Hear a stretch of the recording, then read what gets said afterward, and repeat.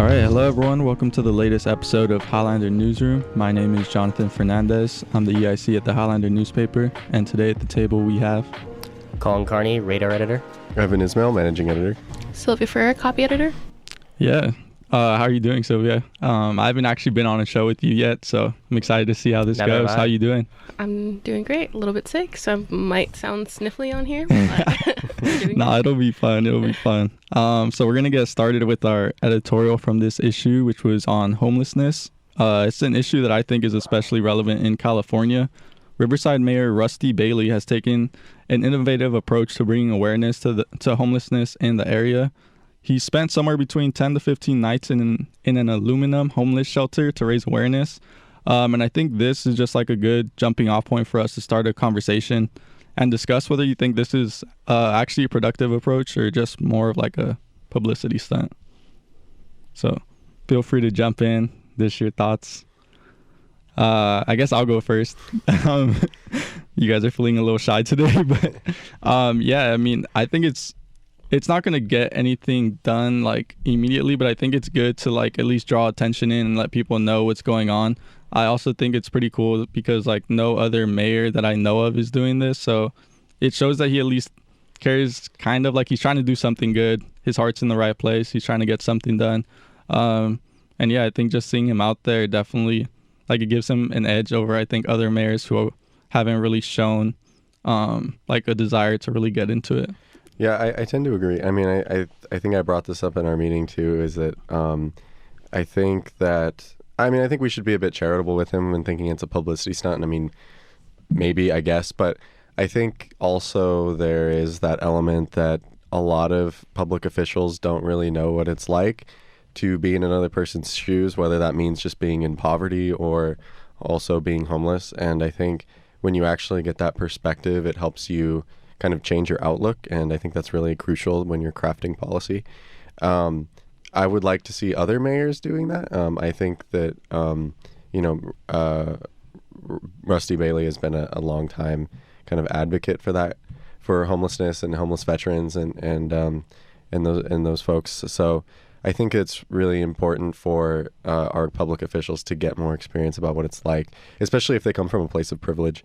So I think that that's really important. I'm glad to see that he's making an effort. Yeah, I agree with that too. I kind of am a little bit initially a cynic when it comes to politics. So when I first see this, I do jump to it's a publicity stunt.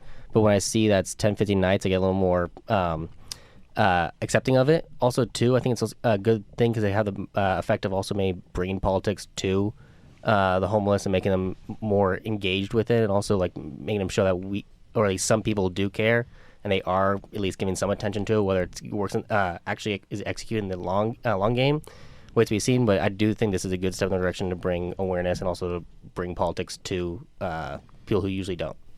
Yeah, I would agree. I think he's putting himself in the shoes of the people in his community. And to Evan's point, I think other mayors should be held to the same standard. Yeah, and it's good to see him in the community, honestly. But the aluminum homeless shelter is made by Pallet and is part of Mayor Bailey's plan to help house some of the homeless in the area. But something that's kind of caused some problems is the shelter is only 64 square feet, and there's a regulation in California that housing needs to be at least 70 square feet. So, I mean, how do you guys feel about this regulation? I personally feel like it's kind of arbitrary. It's kind of just getting in the way of like actually doing some good. But what do you guys think about it? I think that the regulation is there in good faith because even though I would agree, I think a lot of the numbers that the state kind of comes up with are very arbitrary, but I think that when you think about what happens in a lot of big cities, and considering that California has two major cities, San Francisco the Bay Area, San Francisco Bay Area and Los Angeles, housing is obviously a huge issue. And I think that when you go to cities like Hong Kong, other big cities where there is a housing crisis, you find that people are renting out, closet-sized spaces to people to live in. I was reading an article where they had a picture of somebody, and it was literally just a bed in a closet. And so I think, and this was in Hong Kong, so I think that the 70 square feet for a housing space is there for a good reason. But I think that at least in this case, I think that there maybe should be a little bit of an exception to be made, even though obviously they shouldn't be living in squalor. But I think that the goal right now is to get them off the street. I mean, I think that there's other problems with this. I brought up the question about where they're supposed to use the restroom, because there are no restrooms in these spaces. And I understand. I understand the sentiment. They didn't want them to become too complacent. But at the same time, like, that is a sanitary issue, and I think that's something that they struggle with on a regular basis. But I think as far as the number goes, I think it's there for good reason. But as far as getting people off the street, I think there needs to be some sort of a conversation about the nuances of this number. Yeah, and that's something I was going to bring up as well, like the fact that there is no bathroom, kitchen, or shower, which I'm sure for us, like, those are definitely necessities that we'd want in the house. So I guess what are just like your thoughts, because those things aren't included? Do you guys feel like that should be included? Because that would obviously bring up the square footage of the area as well. So yeah, what do you guys think? I think definitely bathrooms for sure. I think during the editorial we mentioned how, especially for women, it's a big issue. So even if a kitchen wouldn't be included, to what Evan said, like, not to have people be complacent, bathroom is definitely something that should be. I would tend to agree with that too. Like, bathrooms probably would be priority over that. I don't have full grasp or knowledge of the situation, but at least with kitchens and such, can be more communal at least. Have more access just in group setting because they have food kitchens like that. But I think the bathroom is definitely the sanitary issue is more of a necessity than any other. I mean, to be fair though, I don't really think these should. I think that they do have a point when they're saying that, like, about complacency. I mean, yeah, these shouldn't be permanent because they're just not suitable to be permanent. I mean, they are movable structures. I mean, it's really no different than a shed.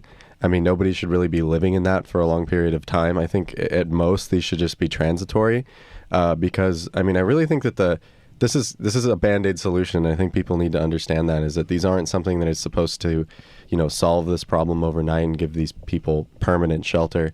I think that there needs to be a larger conversation about long-term affordable housing, because I think a lot of the people that are on the streets simply can't afford their housing. Because it is just astronomical, the rates even in Riverside. So I think that that even though there is a certain kind of roughness to these, I think that it's good for a few days, but ultimately I think these need to be kind of directing the conversation towards building more affordable housing units and kind of facilitating that conversation so people don't feel like this is going to, like, more affordable housing units is going to drive down their property values or bring more crime, because I think that that's a lot of the prevailing sentiment, especially among homeowners. So I think that, if anything, these should be definitely guiding us in the direction of more affordable housing. Yeah, and I think the bathroom point is definitely interesting, because something I thought about is like location too, because what if it was near a place where, like, the bathroom was open 24/7, then it's like you don't necessarily need a bathroom because there's one there.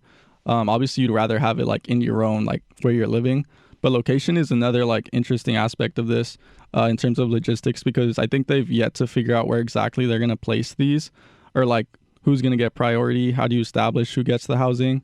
But like overall, you kind of mentioned that you feel like this is just a Band-Aid solution. How do you guys feel? Do you guys feel like this is like a promising route, or do you feel like we should focus on something else instead, another route? It's definitely a good first step, but it's definitely not something that is going to solve the issue overall. And then for the location point, you mentioned how maybe having them somewhere where a bathroom is going to be available. The only place I can think of is like the YMCA, because I don't think restaurants that are open 24/7 with bathrooms would want to have people coming in and out. Yeah. And I think that was what one of the opponents said, that they think it's going to be a big safety issue if they're placed near housing. Yeah, definitely. Yeah, I didn't agree with that sentiment. Just where, like, you're right. It's not supposed to be a longevity. It's not supposed to be a permanent decision or option for the homeless. It's supposed to be temporary. It's supposed to be like a halfway between hopefully getting back on your feet. So it is a Band-Aid issue, and however they figure out priority is going to be an issue going forward. But I think it's definitely not the final solution to this problem. I think that they would be really good. It doesn't really seem like they have an idea about where they want to put this yet, but I think it would be really good if, especially like at homeless shelters or churches. I think, like, especially with homeless shelters where they already struggle with space, putting it in maybe like the parking lot or in other spaces if they're big enough for that would be good. I mean, I'm not entirely sure how big the homeless shelters in Riverside are. I'm familiar with the ones where, in my hometown, but not in Riverside really. But I think that, putting these in the parking lot, it seems like you could fit probably quite maybe a few of them in the parking lot. So I think that ultimately, like, these definitely should be with homeless shelters, because I think that you also have those sanitary facilities there, so that you kind of knock, kill two birds with one stone, so to speak. Yeah, location is definitely going to be interesting to like see, because it's tough to figure out where they'd want to put it, because like it's tough to put it on businesses or on property, because I assume the owners would not want it like on their property. So I mean, it's going to be interesting to see where it goes going forward. I did want to move on. So last week, the UC Board of Regents hosted a town hall open forum to allow students, faculty, and staff an opportunity to voice their thoughts and desires when considering the next UC president. Sylvia was at the meeting, so she gave a speech, and she's gonna basically let us know like what the main points were during that meeting. So like, what were your takeaways? What was like a consensus opinion that was like said throughout? I think a big thing that everybody, students and faculty, staff agreed on was that UCR is very underfunded. We're the lowest core funded UC in the whole UC system. And a lot of people were bringing up points about how that's affecting courses, how that's affecting parking, how that's affecting classrooms. So just making sure that the regents are aware of that, and that they hire a UC president who addresses that, instead of focusing all of their attention on schools like UCLA or Berkeley. And we were kind of talking about this yesterday, about how like a lot of students and a lot of faculty and staff came up to talk. Were the students representing certain groups, or like were they just students who attended? I think most students were there because they wanted to be there. They weren't representing certain groups. I know some of the students were part of the same group, so lobby corps, but that's usually because that group is geared towards like social justice issues, education issues. So I think there was an overlap there, but overall I think it was just students who thought that they had an issue that needed to be addressed. And I guess you kind of mentioned it, so I'll open it up to you two. Like, what is something you guys would want from a UC president? I guess I'll go first. I guess the main word, it's kind of a buzzword, but transparency. I think that's something that Janet Napolitano, like that was something that she kind of struggled with. Like there wasn't always a ton of transparency. So I feel like that's definitely something that should be, it's something that people always want, but at the same time, and people always say like, yeah, we'll be more transparent. But at the same time, it's like, we need to hold them accountable and make sure they're like being transparent. I think another, like, a major thing for me is tuition. Like a big thing for me is tuition. They're going to be doing a vote to raise tuition on Wednesday or Thursday. They postponed the vote, actually. Oh, they did. Okay. Well, yeah. So I think, they were going to be raising tuition again, because the governor, as I understand it, didn't step up and give the UC more funding. I'm not sure about that, but I know that it's been on the table for a while. They've been wanting to raise tuition over the next 5 years. Yeah, I think that it's disturbing that it just keeps getting higher and higher, because I think it affects more and more people. I think it's going to affect middle class students the most, and I think that we should be looking for a UC president who is going to hopefully look for other avenues in raising money for the university. I think that it seems to me that there could be more work done in the state level, and I think there definitely could be more work done at the federal level. In one of the ops pieces this week in the newspaper, a student wrote about the tuition increase, and he said that basically that the federal government has their priorities in the wrong place. And I would agree. When you have a $700 billion military budget, and you're kind of forsaking universities and education to go and blow people up, for lack of a better way of saying it, I think that's obviously a huge issue. And I think that it would be nice to see a UC president who would be willing to take the bull by the horns, so to speak, and actually make the state and the federal government step up, especially if the Democratic Party does in fact unseat Trump in November. Yeah, I'd have to agree with those things. I'm regrettably somewhat naive and arrogant of a lot of the issues at large, so I'm hesitant to speak out in fear of saying something wrong or uninformed. But I definitely do agree with, like John said earlier, that I want someone who's transparent, because the little that I do hear about Napolitano has been in a negative and not in transparent light. So that's like one of the things I know about this, the situation from what little I do know. And so I definitely think that from new leadership, there should be a degree of transparency. I should be able to have kind of faith in the leadership. But I definitely agree, because tuition is another buzzword that comes up. And I think that definitely funding towards the UCs and being a UC student, I think that's definitely important. Yeah, I mean, they keep throwing around this, this phrase that it's the jewel of California.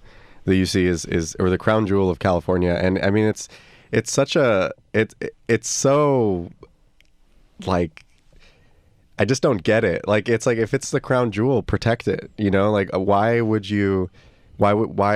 we, constantly making education, which should be something that's accessible to everyone, so far out of reach? I mean, it's just making it more and more for wealthier and wealthier people. And I think that it's a shame that, California used to be the state where everybody wanted to come to get a better life. I mean, it was almost like, the California dream. I've heard that before.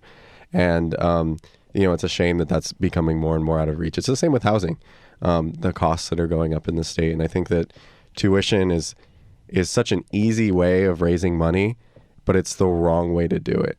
And I think that, especially in a state that's very wealthy, California is a very wealthy state. And if the federal government has plenty of money, and I think that it's really a shame that something that it's supposed to be, one of the best institutions in the United States and the best institution in California, and by extension, the world.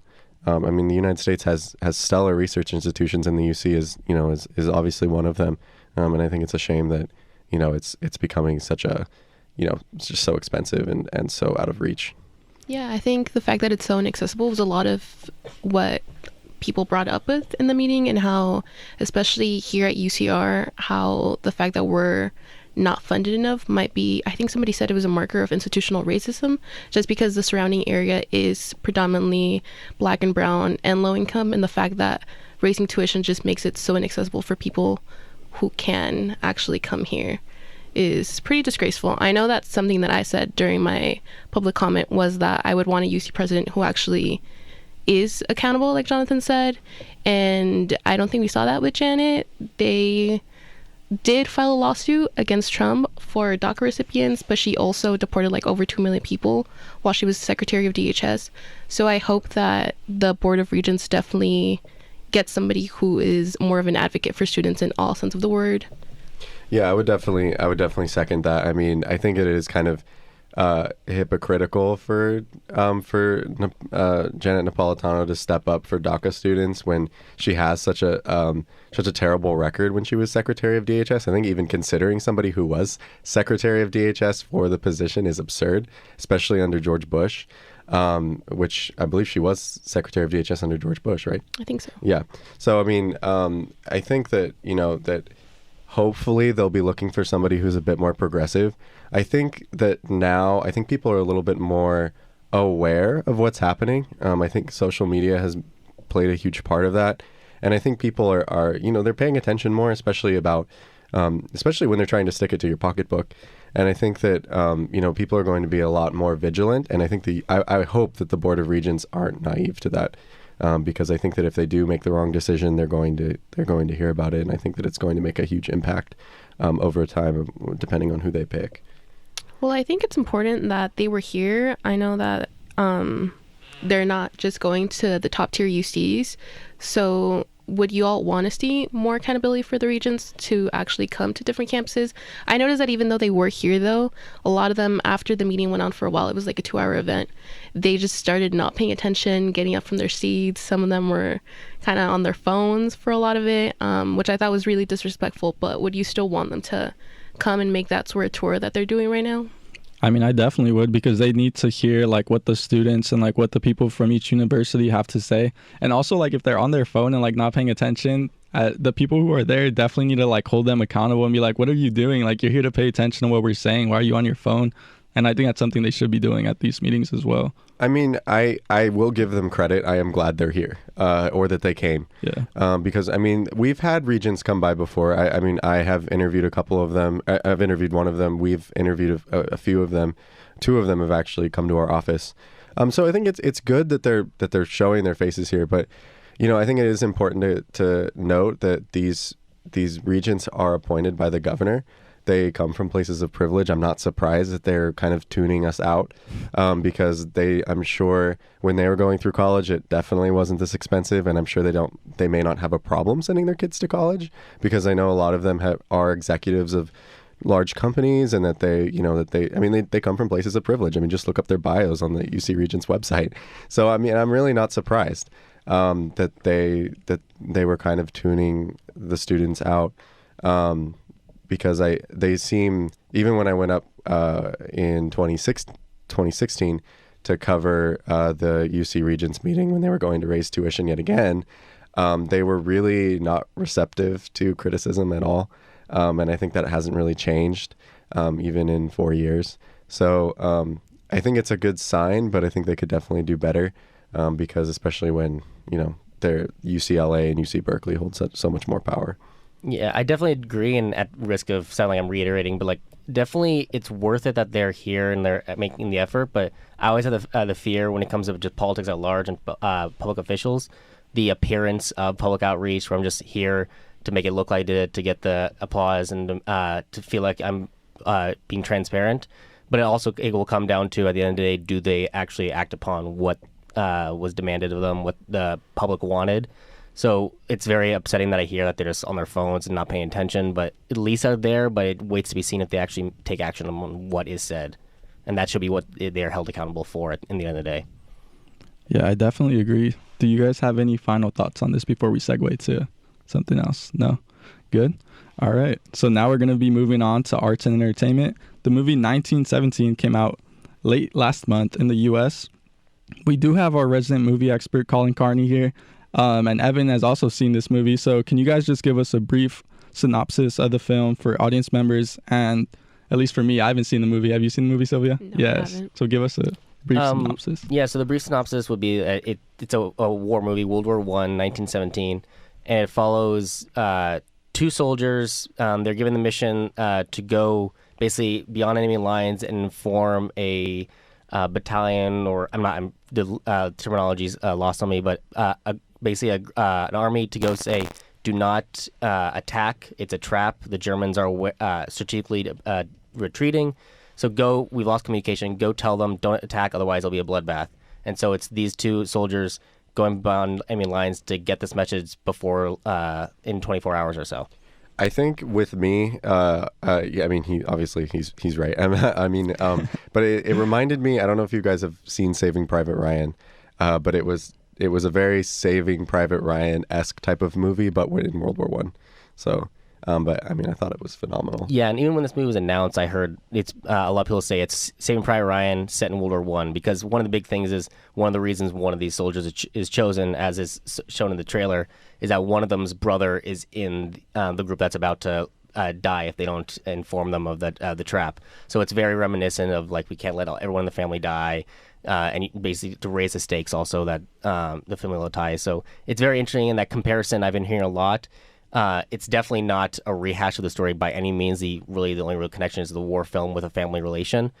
It's very interesting. It's very at the edge of your seat. You feel anxious watching it because you don't know what's going to happen next to a certain extent. And the fact that the film lingers on these two actors, because the entire film is filmed in a way that I feel like one continuous shot. There's no edits. Anyone who's seen Birdman might be familiar with this, where there's no cuts. There's no clear edits where the camera moves away from the main cast. So you're following with these people up close and personal for the entire film, and you feel everything they feel. Every time a bomb or a gun goes off, you feel and are experiencing it with the actors. So it's very personal, the entire movie. Yeah, the film was very compelling. I mean, when I was in the theaters watching it, I was like really, I mean, like there were times where I was just sitting there like, oh my God, like I can't believe this.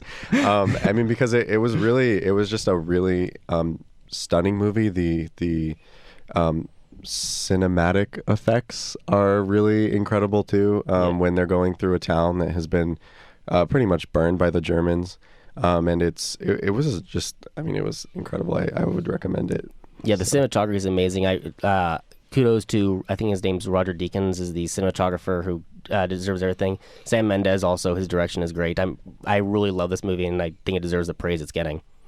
Yeah, I saw a commercial for it. I think we definitely need to go see it, Sylvia. I'll see it again. I mean, I'm not a big fan of war movies. That's why I haven't seen Saving Private Ryan. So I don't know if I'll see it, but it sounds like it was very well made. So I think it's definitely deserving of the praise. I don't know if it has a chance to win the Oscars because there's so many good contenders. I agree and disagree with that. It's definitely got tough competition. It did win the Golden Globe, I believe, for Best Picture, so it has a chance. I don't yet know who I'm rooting for to win the Best Picture, but I do know that 1970s is a contender for me, just based on the pure work alone. Yeah, and we don't want to get too into it because obviously, I believe in 2 weeks we're gonna have the Oscars episode. Yes, we plan on doing Oscar picks, the issue before the Oscars. So I think that's 2 weeks from now. Yeah, so Sylvia, you should definitely come back for that. Yeah, because Colin hasn't seen Little Woman yet, so I need to speak up for that maybe movie. Maybe he'll watch it before that. It's one of two movies I haven't seen. He doesn't want to. Yeah, so I mean, talking about films, let's talk about 2019 in film. What have been some of your favorite films of 2019? Little Woman. Little Woman? For me, it's always hard to narrow it down. The one that stand out to me has been Joker and Jojo Rabbit as two of my favorites. I'm a big comic fan, so Joker for obvious reasons, and I think that objectively was a great film, especially the acting. And Jojo Rabbit I loved. It was funny, heartwarming, a period piece, and everyone behind the camera and in front of was spectacular, so that's a film I'm also very fan of. So those are the two that come to my mind immediately. Yeah, I mean, I love both of those films. Joker was really good, and Jojo Rabbit was really, really funny. I kind of want to see it again because it was funny. I think for me, I really liked Once Upon a Time in Hollywood. I'm a big Quentin Tarantino fan. I think I know people found frustration at the fact that there really wasn't a plot, but I thought that it was. I still thought it was great. The set was great. I'm a sucker for good sets. And speaking of good sets, Aladdin was also really good with that. The live action Aladdin. I always kind of frown on the live action remakes of some of these films, but I thought Aladdin was pretty good, even though there were some problems with it. But yeah, I enjoyed Aladdin. It was good. For me, being a Marvel fan, I definitely had Avengers Endgame in there. It was just like a big event. Like it was basically the end of that whole storyline, so it was crazy. And then I liked Rocket Man. The music in that film was great. I didn't know that much about Elton John going in, so then like it was just really cool to learn about his story and like all the music.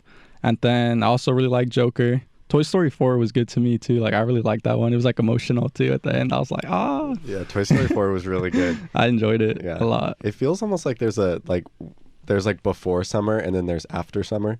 Like I feel like summer is like such a gulf in my life. Yeah. like it's either before summer or after summer. Like I don't know what happens in summer that makes me forget like all these films. But yeah, same. I don't do research. I was like, what movies came out this year? Yeah, same. A lot of movies came out in the second half, but especially like a lot of Oscar contenders seem to be very present movies. And also some movies I want to add to that list, like that flew under the radar for me. Like I was a really big fan of Dolomite on Netflix, Eddie Murphy's new movie. Very funny and very heartwarming. A true story I didn't really know. I was also very fond of Lighthouse, which kind of splashed but then kind of died down. So I really liked that one. But yeah. You mentioned Uncut Gems earlier. Yeah. What did you like about that film? That was the other one I completely forgot about. I love that film. I thought Adam Sandler did a great job, shocking delivery, and I felt like that movie was very interesting through and through and kept me at the edge of my seat. Yeah, I still need to go watch that movie, but I believe that's all the time we have for today. So thank you for tuning in, and we'll catch you all next week.